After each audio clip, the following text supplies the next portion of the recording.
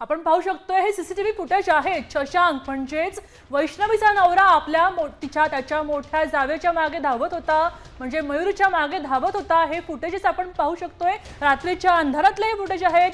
कुटुंबाकडून मारहाण झाल्यानंतर मयूरी ही घरची मोठी सून जेव्हा धावत बाहेर पळत होती, तेव्हा घरातला धाकटा मुलगा शशांक तिला मारहाण करण्यासाठी, तिला पकडण्यासाठी, तिने बाहेर काही सांगू नये यासाठी तिच्या मागे पळताना दिसतोय। रस्त्यावरून अस्ताव्यस्त पळताना दिसतोय।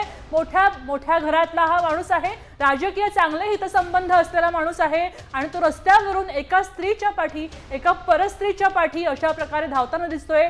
हे व्हिज्युअल्स, हे सीसीटीव्ही मधले फुटेजेस आता मयुरीने मोठ्या सुनेने दाखवलेले आहेत। दरम्यान हा सगळा प्रकार कोणीच पाहिला नाही का, यावर सुद्धा प्रश्न उपस्थित होतोय।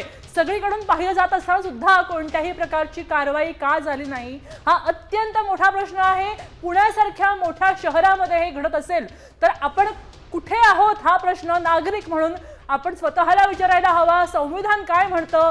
हुंडाबळीचा कायदा होऊन इतकी वर्ष झाली आणि तरी सुद्धा हे असे प्रकार पुण्यासारख्या शहरात होतात। विद्येचं माहेरघर ज्याला म्हणतो त्या ठिकाणी हे असे प्रकार होत असतात। तेव्हा मुलींनी, स्त्रियांनी, महिलांनी कोणाकडे बघावं? पोलीस संरक्षण करायला असमर्थ आहेत, राजकीय पक्षांचा दबाव आहे। अशा वेळी स्त्रियांनी काय करावं, हा प्रश्न आता मीडिया समोर ही मोठी सून विचारते आहे। कोणी आमच्या पक्षाचे पदाधिकारी नव्हते, त्यांचा मुलगा हा आमच्या संघटनेत काम करत होता, त्याची सुद्धा हकलपट्टी करण्यात आलेली आहे। त्याच्यामुळे कोणत्याही गुन्हेगारी व्यक्तीला आम्ही पाठीशी कधीच घालत नाही। शेवटी न्याय देण्याची भूमिका ही सुरुवातीपासून राहिलेली आहे आणि यामध्ये न्याय मिळेपर्यंत आम्ही पाठपुरावा करत राहू। यामध्ये एक गोष्ट अशी होती की आरोपीला पाठीशी घातलं जाते अशी होती, किंवा आदरणीय अजितदादा लग्नात गेले।